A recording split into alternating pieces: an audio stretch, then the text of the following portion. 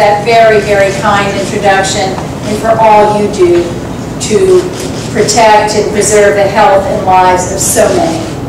Thank you, Mayor Walsh, for the leadership of this city that we love so much. Thank you, Dr. Garth Graham, and I look so forward to hearing you a little later. Nicole, in a very, very special way, thank you for sharing your story. I know how hard it is to open your heart, and as the mayor said, it's so important to share what you have to say, but then to turn your own story into helping others means so much. Thank you, really, on behalf of all of us. And to Joan Quinlan and Dr. Joe Betancourt, thank you for all of the hard work you do to ensure that access to quality health care is a right and not a privilege, even in the most underserved communities. As Peter said, when he invited me to speak here today, he reminded me that my husband was with you to celebrate the 5th and 10th anniversaries of the Center for Community Health Improvement. I can only imagine how happy that made Teddy. First of all, we know that Teddy loves celebrations. More important, as he said so many times, health care for all was the cause of his life.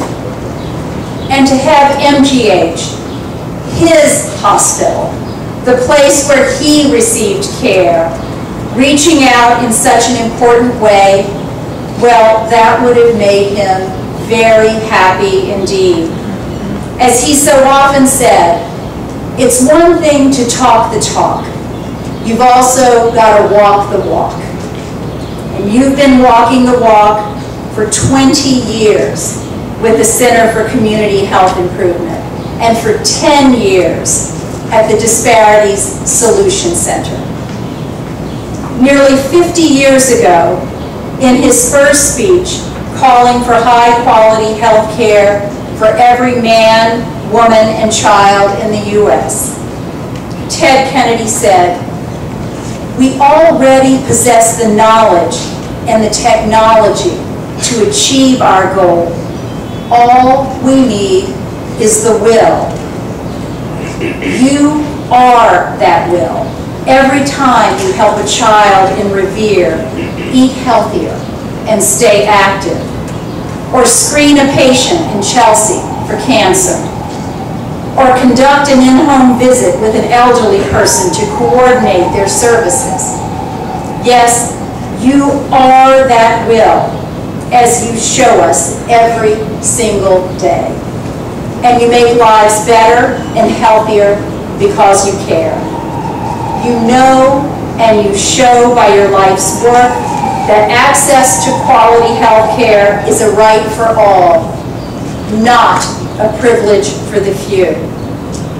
You work on some of the toughest and most important challenges our community faces, like substance use, as we just heard. You don't take a cramped view at what constitutes health care.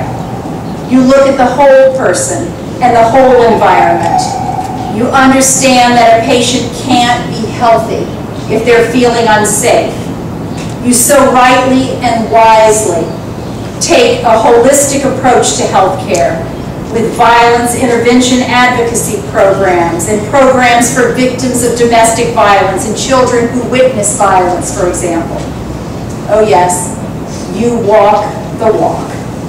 And through the Disparities Solution Center, you have addressed head-on racial and ethnic disparities in health care and have made great strides in achieving equity.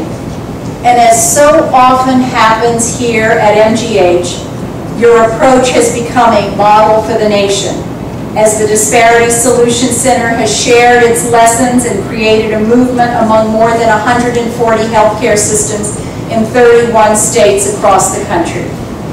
I am so proud, and I know Teddy would be so proud, that Boston is once again leading the nation in healthcare innovation, and that Mass General, the Center for Community Health Improvement, and the Disparities Center have been the catalyst for change. Thank you for inviting me to be part of this wonderful celebration. I am so honored to be here with you today.